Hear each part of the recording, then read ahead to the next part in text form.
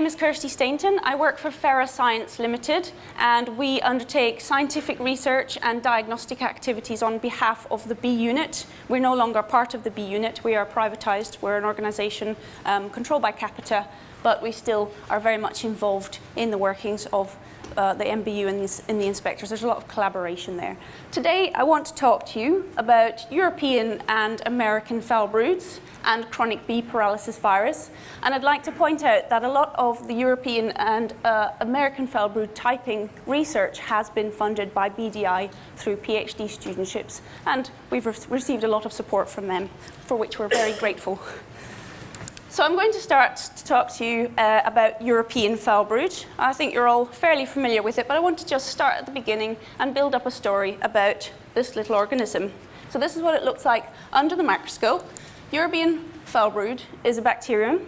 It's called by, its Latin name is Multilocus plutonius. I'm not going to give you a quiz at the end, so you don't have to remember that. But if you are doing an exam, that might be useful information. So the bacterium is the most widespread brood disease in the United Kingdom. The prevalence is something like between 1% and 2% of apiaries will be affected by European foulbrood.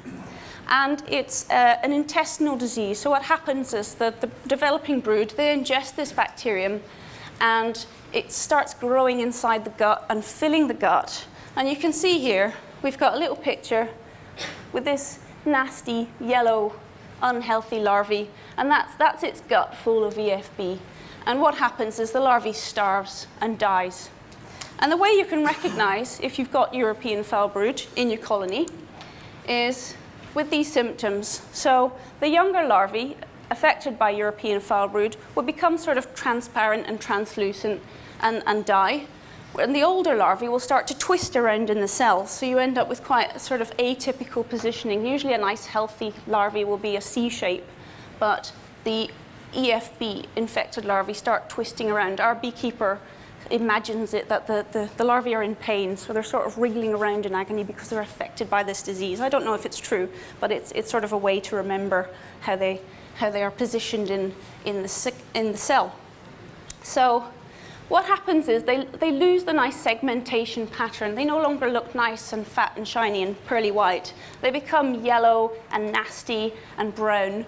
And as decomposition proceeds, the water sort of, the moisture disappears and it starts to dry up and become this nasty brown scale. So these brown scales are very characteristic of EFB, but also this sort of, we call it molten down effect in larvae is a characteristic of EFB as well. Some people have noted that EFB infections have a sour smell. I think that's something that comes with a lot of experience. I have a lot of EFB in the lab on the comb, and I'm still yet to really be able to describe what the smell of EFB is. So I'm not sure if that's a useful descriptor, because also sometimes EFB doesn't have much of a smell, and you'd need a lot of experience to describe that smell. So just to reiterate that, so you've got some nice healthy comb here. You've got your lovely fat pearly white larvae. They're all positioned nicely in the cell, little C shapes, and the brood pattern is consistent. Patches of brood, all of the same developmental stage. However, with EFB, that's not the case. You've got these horrible melted down. This is one of the younger ones here, the sort of translucent larvae. And then you've got these, they're turned around in the cell, they're turning yellow. You don't have the nice segmentation pattern. And also the brood pattern is inconsistent because you've got disease pocketed throughout the cell. So you don't have your nice consistent pattern of brood that you would expect with a healthy colony. So we can use science to tell us about EFB, where it is, what it's doing, what sort of pools we have of EFB, where is it coming from. So we can detect the DNA of EFB using a molecular assay, and we can use this to describe whereabouts, perhaps in the colony, we might find EFB. So there's a study here, and you can see in apiaries with clinical signs of EFB, they've done a molecular assay on the larvae, which is here, and on the honey, which is here, looking for presence of EFB. And what they're finding is, as you'd expect, the larvae that have symptoms of EFB are infected with EFB, but also all of the honey, a lot of the honey in that colony is also coming up as positive for EFB. So we know that EFB is in the honey. And so if you've got EFB in honey, it's possible to spread EFB that way. And you can also see here, healthy apiaries, larvae picked out of there sometimes are showing positive for EFB as well. So that's sort of an alarming idea that even if you don't have symptomatic EFB, it might be poking around in there somewhere in the colony.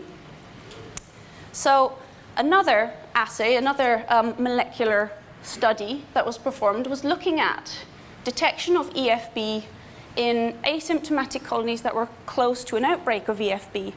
And what they find is, actually, there's quite a lot of EFB nearby. So here is a graph showing what, in a proportion of colonies between 10 and 500 meters away from an infection site. So we've got our infected EFB here. And between 10 and 500 meters away, there's other colonies that have been assayed. And they're actually detecting quite a lot of EFB in those samples. It doesn't mean they're symptomatic. It means the bacterium is being spread. And if you go further out, so 500 to 1,000 meters away, it's a bit less. So less than 40% of the colonies there's any detection of EFB. And then more than a kilometer away, you've got quite a low level. So this is why you get your alerts if EFB is found in the area, because there's a real danger that it can get passed on. And we'll talk about modes of transmission, which is through adult honeybees. So they can transmit the disease to other colonies. As far as they can forage, they can do it through robbing or drifting. And as we've discussed from the data, it can be transmitted through the infected honey. So obviously the recommendation is not to use honey to feed colonies. And also EFB can be transferred by the movement of bees and infected equipment. It could be on your bee suit, it could be on your hive tools, it could be in the combs.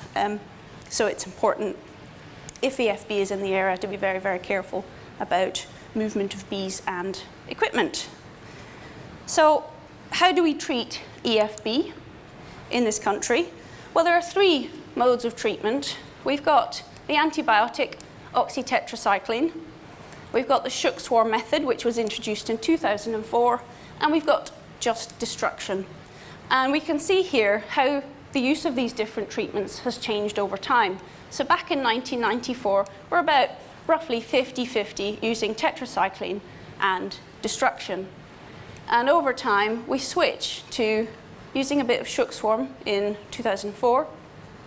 And then the shook swarm method for clearing AFB is fairly successful, actually. So as time progresses, the shook swarm method comes more into general use as a treatment for EFB if you have infected colonies.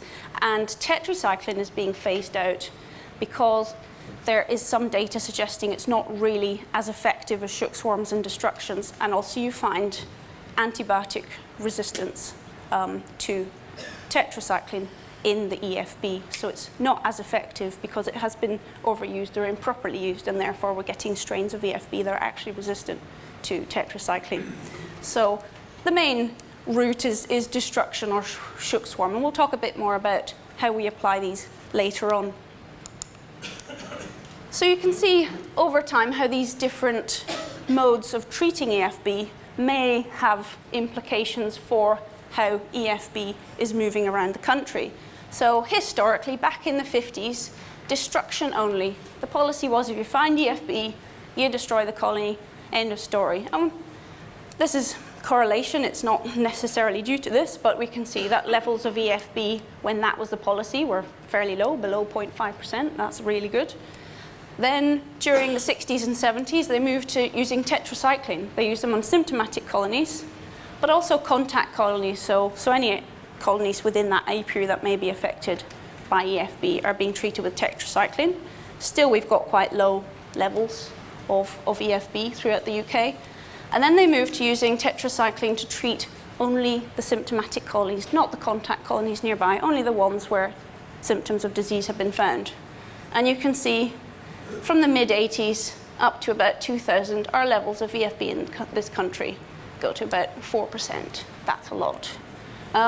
This, luckily, in more recent years is starting to drop because now we do have a more responsive treatment. So we've got the shook swarm, we've got destruction, we've got tetracycline. We only use tetracycline at certain times of year. We use the shook swarm, and if that doesn't work, then we'll come back and do a destruction or do another shook swarm, depending on what's going on in that apiary. And you can see that our levels are dropping now back down to about 1 or 2% in the UK. So we can learn a lot more about how to apply these treatments and why some treatments are better than others by using scientific techniques. So back around 2010, this is Ed Haynes here, and this is Giles Budge.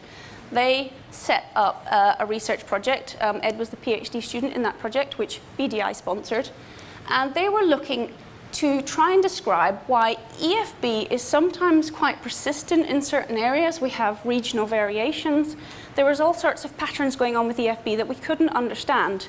And we wanted to be able to see if we could distinguish between different sort of types of EFB, because even though EFB is one species, there are differences between them, small differences in the DNA, like there are between human beings. We're all one species. We have differences, we have different races and so on. It's the same with EFB.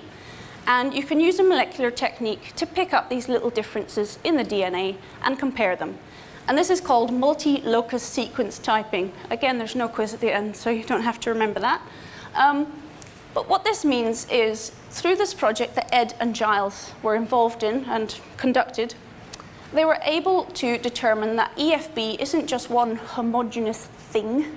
It's a series of different populations of bacteria. They're slightly different genetically. We're still in the process of characterizing what that difference means, but we can still use this information to say, okay, we've got differences. Let's now have a look over time and look at different treatment practices, see if this means anything. So this one species of EFB, it has 35 different types. So they're different genetically, but we can't say how. They just have 35 types, and we call them type 1, type 2, type 3. That's how imaginative scientists are, I'm afraid. In the UK, there can be up to 19 STs, sequence types. That's what we refer to them as. This varies over time. Sometimes some new strain types are introduced. There may be some bees that come from abroad that have some EFB, or there may be some strains that have been eradicated. So I want to talk you through that. First of all, I want to say how we collect the information. So in the UK, the bee inspectors go out in England and Wales, and they collect from each recorded infection from all apiaries on BBase. Everyone who's registered on BBase gets these inspections. And if EFB is found, it gets sent back to us in a little buffer bottle. What the inspector will do is inspect the apiary and find, if he finds a little melted down larva, he'll pop it into this buffer bowl, give it a little shake, and perform something called an LFD, which is essentially a little pregnancy test for EFB. Do you have EFB, yes or no? And this bottle gets sent back to the lab, where Victoria, my colleague, performs the analysis, which allows her to tell you if you've got sequence type 1, 2, or 3, or 4. And this has been happening since 2014. So they have sequence typed hundreds and hundreds of different types of EFB in England and Wales in that time. And that's what I want to talk to you about now. And that's why you've got a little handout. So what this data that we get does is it transforms our information. This is information about EFB in the UK. We've got it here, here, here, here, here. It's not really very meaningful. We can't learn much from that, except that there's some EFB here and there and not much up there. But once we sequence type it, we get something a bit more interesting. There's sort of a pattern emerging. We have some sequence types that are everywhere. We have some sequence types that are quite localized. And that we can start to, over time, build up some information about what's going on. So in your handouts there, I've given them to you because sometimes seeing these little dots on the screen is not so easy. But I just want to point out to you a couple of trends over time with EFB. So this is data for 2014. It's on your first page. And what I've written here is that we've got 308 isolates in 2014 of EFB. What does that mean? It just means we had 308 buffer bottles sent to us. A lot of them might be from the same apiary, because often EFB is found in the same area. As you saw, it's all transmitted in a very localized area. So I've also written 183 incidents. What that means is it's from 183 apiaries. So this number is a lot smaller, obviously, because some beekeepers are going to have quite a few colonies with EFB. So in 2014, we had 308 isolates and 183 incidents. And looking at this map, we can get some idea of what EFB does on a national level. Up north, you can see not much EFB. You can see this big green dot here. You've got these green dots distributed throughout your map, and you can see they're pretty much everywhere. It's sort of a homogeneous strain of EFB. It's everywhere. Sometimes we have outbreaks of it.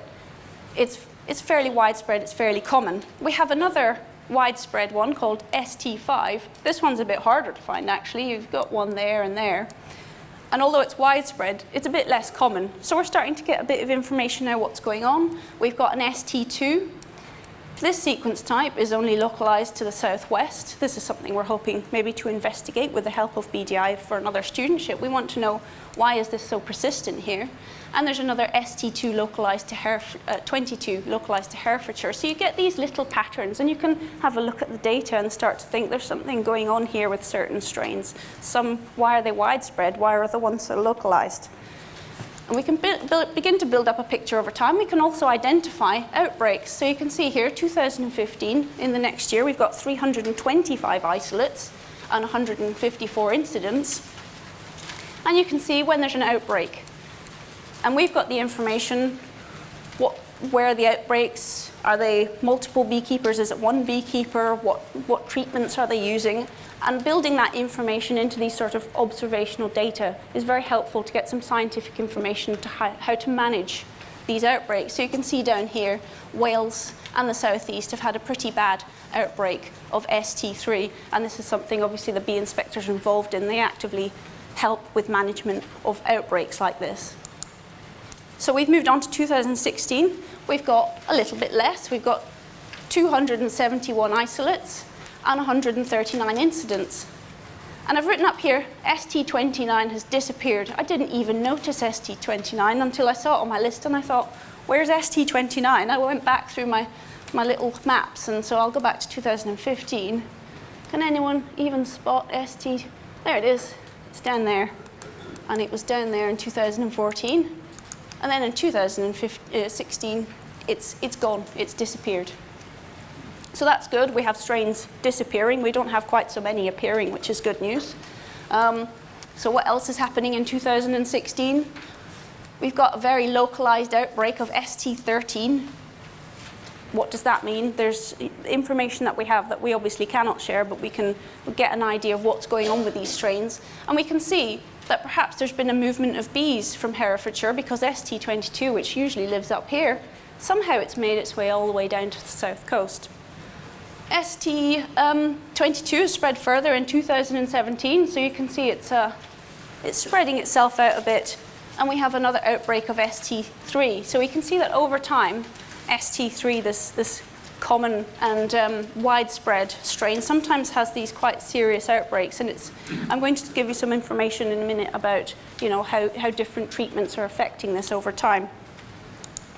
And the final one, 2018, this is incomplete data because we haven't gathered all of our information for 2018 yet. So it looks like we've got less EFB with only 193 isolates, but there's still a bit of data. But overall, it looks like this year we've got less EFB in the country than usual. And what's interesting about 2018 is down in London, where we usually just have one or two types, we have about 5 different sequence types that have appeared in London. And they're all sequence types that are usually present in the UK, but for some reason that we can later go and look at the information, there's a lot of different sequence types going on in London, which is quite an interesting finding. So why is this information useful to us? Well, we can identify new incursions and rare strains. We can identify if strains have been eradicated. We can understand the transmission events. Like you saw with ST22, it's localized to Herefordshire and it moved down into the south coast. We can always look into what's going on with the bees there and find it gives us a link that wouldn't otherwise be there if we didn't know the strain type. And we can assist with management and identification of problematic strains. And that's what we're going to talk about next. So treatment success. We're going to talk about how different treatments affect the outcome for different strains of EFB. So in general, data suggests that shook swarm is more effective than tetracycline. We've already talked about that, so we know the reasons why that might be the case. And here's some scientific data generated by Giles Budge, just showing that using scientific methods. So we've got an infected apiary that was either given OTC tetracycline treatment, or they were given shook swarm treatments in the spring, in the autumn, sorry. And they came back in the spring and summer to look at reoccurrence. And in less than 20% of the apiaries that had been shook swarmed, there was a reoccurrence of EFB. But in about 50% of the apiaries that had been treated with tetracycline, there was a reoccurrence of EFB. So you can see there's quite a big difference in reoccurrence of EFB if you choose tetracycline instead of shook swarm. And we can apply sort of treatment success to our strain types as well. We can look at how successful is a certain treatment, destruction, tetracycline, shook swarm, on strain type X, Y, and Z, instead of just having this all EFB effect. So we've got strain type 2, which is problematic in the southwest for some reason. It's a very persistent strain. It's hard to get rid of. It keeps recurring. And what we found is if we look at how successful each treatment is, there's quite a difference. So destruction of a colony infected with ST2 is particularly successful, 70% successful. That means that 30% of the time the EFB will reoccur, but 70% of the time it won't. With tetracycline, 44%, which is pretty poor, and with shook swarm, 50%. So actually in that case, a shook swarm is not quite as effective as destroying the colony, which is sad news if you have ST2. Similar with Yes? How can you have reinfection if you've destroyed the colony? In the apiary. Okay. So with ST3, which is our widespread one, which we should all be concerned about because it's everywhere, we may get it. Destruction, 77% effective. Shook swarm is a bit more effective against this one, so 66%, so you may be more compelled to try a shook swarm on ST3 than you might be if you were told you had ST2 based on how effective it is. So we're already seeing there's some biological difference in these strains because they're responding differently to how we treat them. So it's not just a difference in the DNA, there is something biologically different about them. And one more I want to show you is ST5. Nicola Burns, our PhD student, is investigating ST5, and she has a BDI-sponsored PhD because of this tetracycline resistance in this strain. So if you look at 92% failure if you treat ST5 with tetracycline, it's very, very ineffective because this strain is almost completely resistant to tetracycline. So this information is very helpful. So if we type your EFB and we say, well, you've got ST5, we know we cannot help you with tetracycline. It would be a very risky way of treating it. And destruction, again, destruction tends to be 70–80% effective because, as we saw in the previous slide, EFB can move around different colonies in the apiary quite easily, and it will persist asymptomatically and can rear its ugly head quite suddenly. Is shook swarming whole apiary? Shook swarming of the infected colony. Just the infected colony? Yes. Not whole apiaries? Not whole apiaries.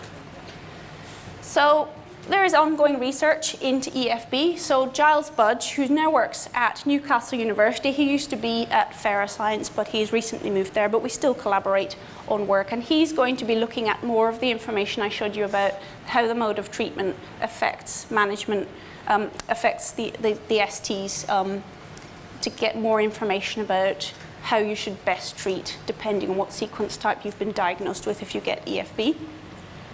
And like I said, Nicola Burns is looking at the antibiotic resistance in EFB strains. She's also looking at virulence factors. So she's looking at the whole genomes of all of these EFB strains, and she's trying to identify the very specific molecules in these EFB strains that are contributing to the virulence, the pathogenicity of EFB. She wants to understand what it is EFB is secreting into the guts of honeybees that is making them so sick. And Ed is doing complementary work with that. So Ed Haynes, he's finished his PhD now, he's still working at Fera, and he's doing a project with whole genome sequencing of EFB. So there's lots going on, and we're hoping to do a lot more in the future with Bernard and BDI's assistance. So, prevention of EFB. So, EFB in this country is very virulent. So there's more different types of EFB. So like I said, there's about 35 different sequence types, of which we have about 19. The reassuring news is the only EFB we have in this country is the very, very virulent types, and not the avirulent types, which sort of to me suggests that in general people are very, very good at managing EFB because the avirulent ones have disappeared. We've managed our bees quite well, so we've only got the virulent bacteria that are very, very difficult to manage. So it can be present at low levels, it can be asymptomatic, and you can help reduce your chances of EFB, but it's no one's fault any more than it's anyone's fault if you catch a cold. But you can help reduce your chances of EFB. The first recommendation is regular brood inspections, weekly or monthly, looking specifically for the symptoms I described to you of the melted down larvae and the nasty scales. And if anybody who's starting out with bees needs a reminder that I've got a few handouts of pictures and descriptions of EFB symptoms and what they look like, and you can hang it up in your bee shed. So you've got a little memory reminder there. Tips from Bee Disease Insurance, BDI recommendations on how to prevent EFB spread.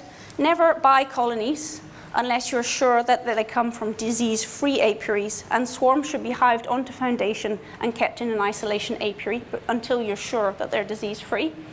Never buy old combs. Always sterilize second-hand equipment, scorching with a blowtorch before use.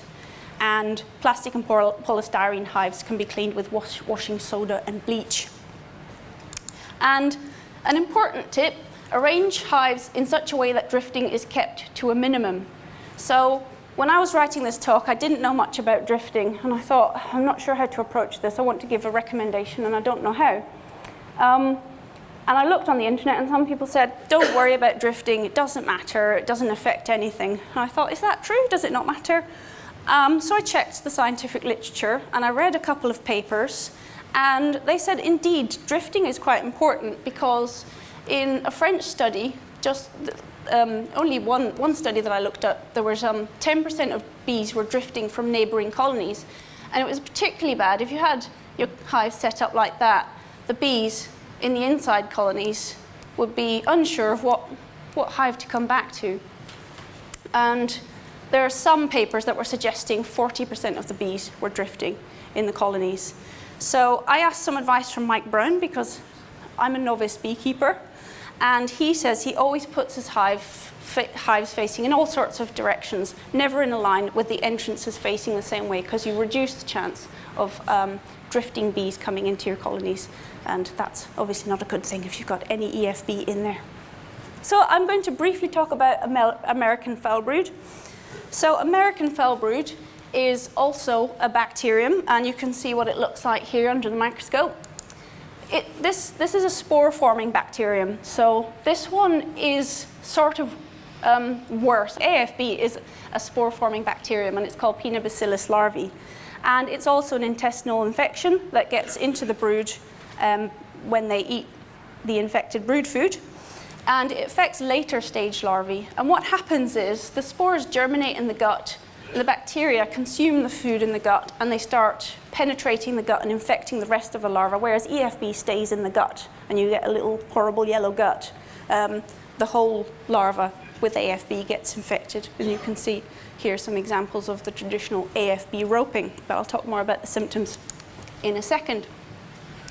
So with American foulbrood, you're looking less at the larva and the uncapped brood, and you're looking more at the cappings of the cells. The capped larvae, they die in their cells, and they start to turn black, and the cells get sunken and greasy because the larva underneath has died of this disease. The dead remains can turn black and brown and start to shrivel down into a little scale, and AFB infections can smell very, very strongly. It's very sulfurous, it's very distinct. AFB smells to me, much stronger than EFB, and much more distinctive.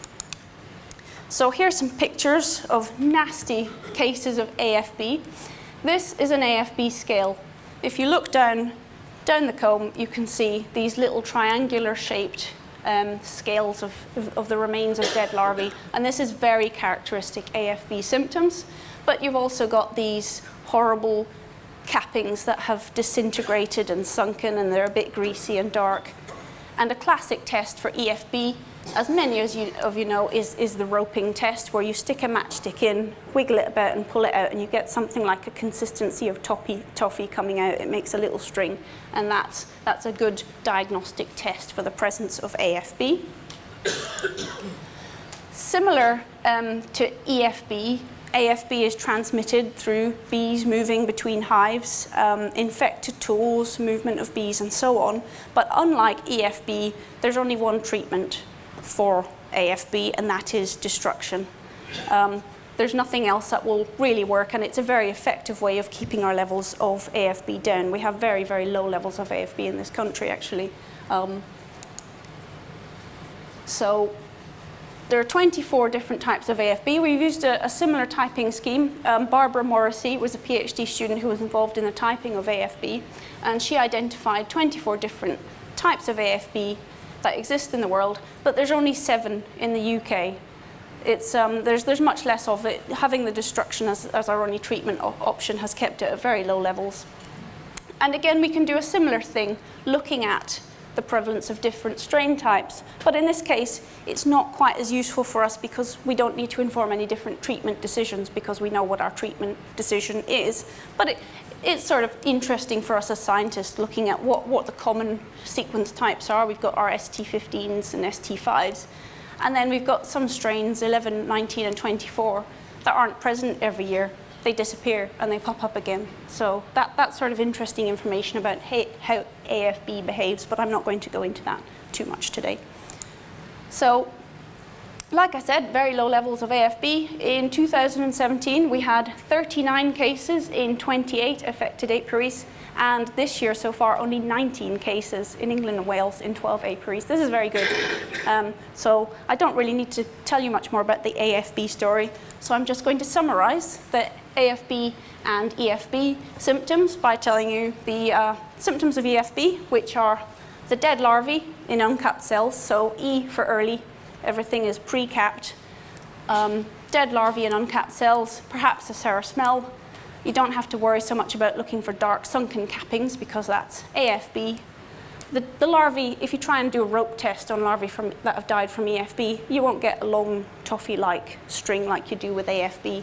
And you get very rubbery scales, sort of all different shapes and sizes with EFB.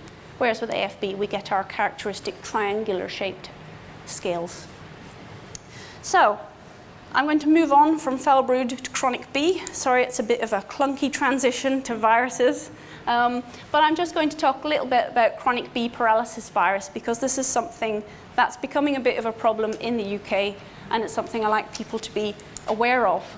So previously, in the UK, chronic B paralysis virus wasn't really much of a problem.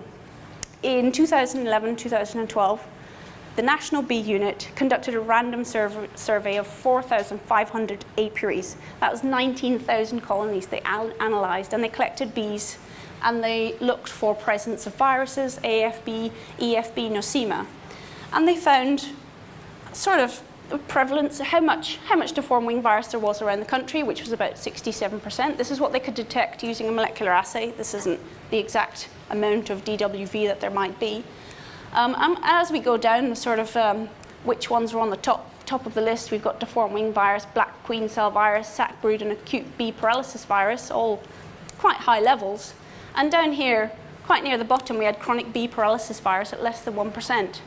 It's just not something that has been present in recent history, except that in 2015, Giles Budge performed a study and found that 16% of colonies were affected by chronic bee. And the bee farmers also had a BFA survey in 2016 where 46% of bee farmers reported being affected by chronic bee.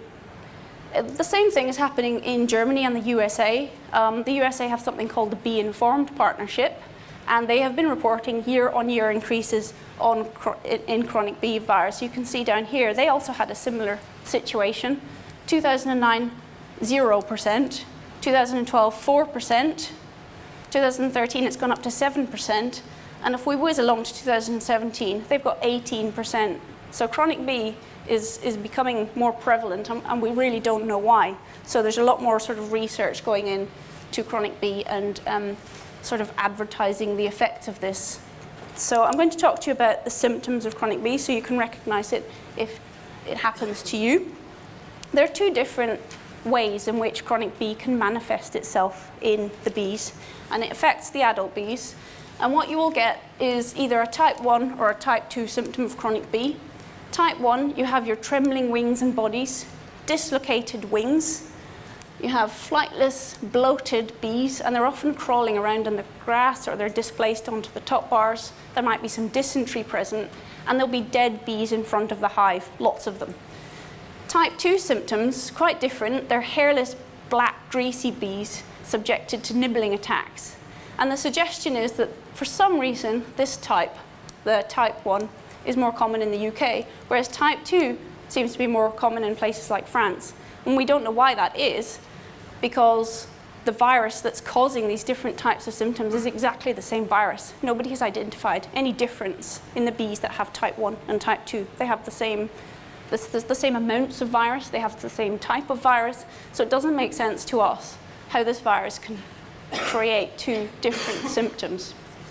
So if you have chronic B in your bees, unfortunately, the bees die very quickly, 5 to 7 days. And heavily infected colonies can collapse very, very suddenly. And unfortunately, it's often very strong colonies that can succumb to chronic B. So it's not going to be your weakest hive that's picked off. Sometimes it's a very strong colony that's lost to chronic B. And the one thing we get is quite a confusion between the symptoms of chronic B paralysis virus and the symptoms of poisoning. And often samples will be submitted to the poisoning scheme, and actually it's chronic B. And you can tell the difference between poisoning and chronic B. So chronic B bees, they're circling and trembling, and they're unable to take off. They're sort of on their feet, but they don't look happy. They're wandering about, they're shivering, they don't look right. But the difference with this behavior and poisoning is poisoning, I've put here zapped fly syndrome. And what this means is if you zap a fly with some insect spray to try and kill it, it falls down on the floor on its back. It starts buzzing and sort of zipping around. It'll be maybe on its back, and it'll not be on its feet, sort of walking slowly, trembling. It's a very different phenotype, a different symptom with poisoning than with chronic B. So the chronic B, they'll be unable to take off. They'll be hairless, dark and shiny. You probably won't see that with poisoning. And the dead bees will be in the hive. They will be outside the entrance and very, very localized in one place. So you've got a picture here of someone with handfuls of dead bees, and I've seen chronic B in the field, and it's like that. And also it smells terrible. I don't know what to describe it as, but it's a very, very bad smell. It's less likely that you'd have dead bees across the apiary. They're not going to be spread out across a wide area. They're going to be focused in on one area, unlike with poisoning, where apparently you get a carpet of dead bees over a wide area. I couldn't find a picture of this, so I've put a picture of a carpet of bees. So chronic B spreads through contact. It spreads through bees rubbing up against each other in the hive. They can also pick it up through eating, so if the feces contaminate the hive, and the bees pick that up by eating it. But the main way that chronic B seems to be spread is through bees rubbing up against each other. The little hairs get broken, and somehow the virus transmits through body-to-body contact very effectively with chronic B. It's quite unusual, unlike other bee viruses in this respect. So the suggestion is that to prevent chronic B, that you would want to reduce overcrowding in your hives, because chronic B can exist at quite low levels without causing any symptoms. It seems to be when it gets to a certain level, then you've got very, very sick bees. And I've done experiments in the lab where I've introduced chronic B of known amounts into bees, and they've been all right. And then I get to a threshold and suddenly all my bees are very sick very quickly. And so it seems like if there's a bit of chronic bee circulating, it's all right. But if you've got lots of bees, they're all rubbing up against each other, reinfecting each other, there's some kind of amplification of the virus going on. So reducing the overall bee population in the hive and in an area helps to reduce the transmission of chronic bee. It's very persistent. It's very difficult to get rid of. I found it very difficult in the lab to conduct experiments and keep everything free from chronic bee because it just seems to creep into everything. So it's really key to be meticulous if you've had chronic bee in an apiary or nearby. It can be present for generations without any symptoms. It can be present on the comb. It can be present on equipment. So it's really important with chronic bee to decontaminate as much as possible to prevent further spread and this amplification of this virus. So briefly, I'll just mention some of the current research that's going on. Because it's become a problem, Giles Budge has got funding from BBSRC to look into this virus because it's going to be such an economic problem if bee farmers are suffering from this in the way that they have been in the long term. He's doing this in collaboration with David Evans, who's a specialist in bicoronaviruses. And they're going to work together to try and find out what stressors are associated with the colonies suffering from chronic bee. There's some suggestion that moving them might affect chronic bee. Nosema cerani has been implicated in affecting the outcomes for chronic bee, and also bad weather, because when it's raining, the bees are in the hive rubbing up against each other, and it seems that chronic bee comes out on particularly wet seasons. So he's going to compare healthy and diseased colonies. He's going to look at the husbandry information of these healthy and diseased colonies, see if we can extrapolate anything to give an idea what's leading to the chronic bee being present in the diseased colonies and not in the healthy colonies. And he's going to perform field trials with the bee farmers, and the Bee Farmers Association have sponsored this research. They've put some significant funding into that. And he's going to do some sequencing. So he's going to do some whole genome sequencing, similar to what's been done with EFB. And he's going to look at the strains that are circulating currently in the UK. And he's got some historic strains that are 10 or 20 years old, and he's going to look at those too and see if something's changed over time in the genetics, in the DNA of chronic bee that's made it change. The other research project, which is just finished actually, was sponsored by the Veterinary Medicines Directorate. This is a piece of work that I was involved in, and it was looking at if antivirals can be used against bee viruses. And we tested some antivirals against chronic bee virus and deformed wing virus, and we found that indeed some antivirals are reducing the amount of virus in infected bees. So this is a bee infected with chronic bee paralysis virus that hasn't had an antiviral, and this is a bee that's had an antiviral that has reduced the amount of virus in that bee. And here's an antiviral that's reduced it even further. So we've identified two antivirals that reduce chronic bee in infected bees. This is very, very early work, and I want to emphasize this is just a lab trial. There's no plan at the moment to take this into any kind of field studies. It would be a very difficult and risky thing to do, because even though scientifically that's a really good finding and suggests to us we can fight these viruses in some way, it's not necessarily a good idea to take the antivirals that we trialed in the lab and put them into the field. And resistance is a problem with viruses just as well as it is with bacteria. So this is very, very early research, but it's very interesting research that we're going to publish quite soon. So that's everything on chronic bee. I have to acknowledge all the people who did the work. Quite a lot of people have, but in particular, I have to thank Giles Budge and Mike Brown, the head of the MBU, and the bee inspectors put a significant amount into the research projects. They provide all the samples and they communicate with us about the treatment types that are being used. And Giles gets funding and oversees lots of these projects. Ed Haynes and Barbara Morrissey, who developed the EFB and AFB typing. Victoria, who does all of the sequence typing for many, many, many years. And of course, BDI. So, and I'd like to thank you for listening, and I'd like to thank the National Honey Show for inviting me to come and speak today. And if you have any questions, please. I'm going to publish it in a generally available publications, or is it going to be specialized subscription-only magazines? Which research are you referring to? The antiviral stuff? The antiviral research is going to be published. We're just finishing the manuscript just now, and we're going to put it in a peer-reviewed scientific.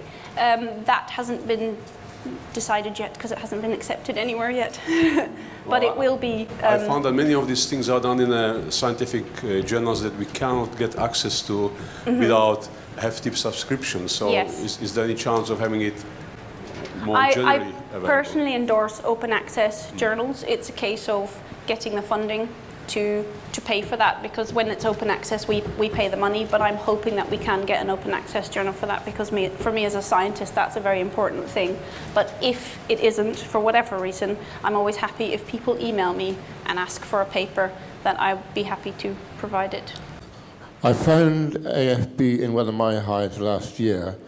This to endorse it, and with the bee inspector, we went around all the area covering my hives. They're well spread out. No more was found, but no idea where it came from. But he says that about 94% of imported honey contains AFB spores. So maybe perhaps we should ban honey imports. If I could add a comment on that, the other thing about AFB that I should have mentioned is it can persist for decades. It really gets in there, and because it's spore forming, it can remain on a piece of equipment for a very, very long time. So if you had an unused piece of equipment or hive, even if it hadn't been touched by bees for decades, the AFB can reactivate after all that time. So it's a fairly persistent organism. Is there as much research being done on deformed wing virus? Because I do get deformed wing virus. I have just put in some treatment for them and it's got cured fairly quickly. But is there a lot of research on that, and are there different Yes. types of that? Yes, there is a lot of deformed wing virus research.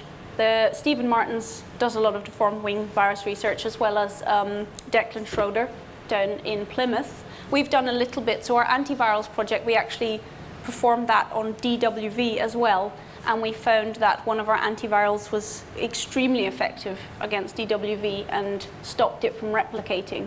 And what we can say from that is that we know that these viruses of bees behave in a similar way to viruses in mammals, in livestock, for example. So there's every opportunity that we could treat them in a similar way. And hopefully in the future, with more interest, public interest in bees, we can source further funding to look into DWV, because I agree with you that it is an important virus to study. You mentioned that EFB is present at subclinical levels in a lot of colonies. Have you any idea how many colonies they're in percentage-wise? I mean, is it all of them, or 10%, or?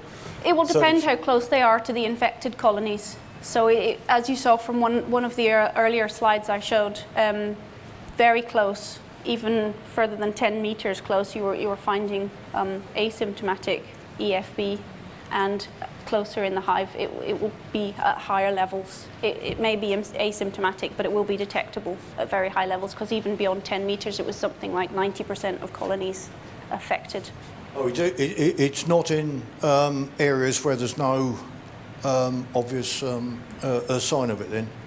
So just for argument's sake. Well, the problem is only 50%, approximately 50% of beekeepers are registered on BeeBase. So I present to you that information fully understanding that 50% of that information isn't present because some people are affected by EFB that we don't know about. So it might pop up somewhere, and we've only got half of the story because we don't know the sequence types of the EFB, we don't know about in the beekeepers, we don't know about.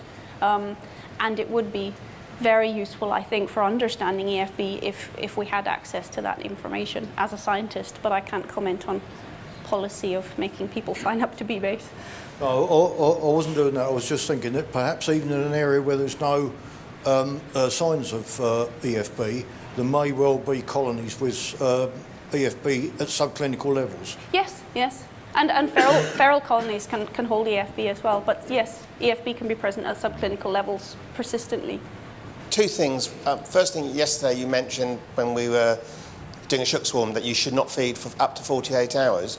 Well, I was taught that you did feed them with sugar to make more comb. The other thing is, for you now, you're saying that in some cases destruction's better for EFB strains. Are the bee inspectors going to change their method? So they say you're going to do a shook swarm, then they realise that destruction is better, then they'll come back and say, well, no, actually, we're going to have to destroy your hive because it's a better success rate. Unfortunately, as a separate organisation, I cannot comment on how the government use the data we give them. We do present that information to them, and they do have the sequence type information and the treatment information, but I'm not a bee inspector, so unfortunately I don't know how that information is used. You'd have to ask bee inspector, sorry. If I think I've got EFB, I'll get the inspector down and he confirms it. We still don't know what type it is, though, to determine the best treatment, do we? It does take about 2 weeks to get the answer. Okay, I mean... But if it reoccurs, we will know what probability it will be of being the same strain. Right, so on the first inspection, we've just got to take go for destruction or whatever? More of an educated guess, because we have the information to know if you're in a region with specific sequence types. Okay. But you are right, there is a delay in you reporting and finding the EFB and us giving you the result for the sequence type. But with this map, yes. we'd know roughly what type it might be. You may have an idea of what's persistent, yes. Going on to the next part, where you had the same virus causing two different sorts of infection. Could that be because of the different strains of bee, like mellifera and liguster? It's possible, yes. Exactly. If it's not the virus, then it's a very good chance it's the bee or what's going on in the bee, and that is something that I think Giles is going to investigate in his research project, yes. Final thought, on the last cause of infection, do you notice what sort of... I've run 14 by 12s. Is there more chance of me, or less chance of my bees getting an infection than in a national because of the density of the bees in the hive? So do you monitor what sort of hive you're getting these results from? I think Giles could comment better on that. I imagine he's looking at all the husbandry information, so he's bringing in information about what kind of hives will be used. And at the moment, I don't think we know if that is a factor, but in the next 3 years, hopefully, we will find out. I was wondering, when you get reinfections, is it always the same ST type? Or do you get another type? Usually it's the same sequence type that's reoccurring. It does happen that you can acquire a different sequence type, but Victoria, who does the sequencing, if you've got 2 different sequence types in the same area, she'll come and tell everyone, because she'll be so, I don't want to use the word excited, but she'll want us all to know that it's such an unusual event that she will tell us, well, there's 2 different sequence types in this one place.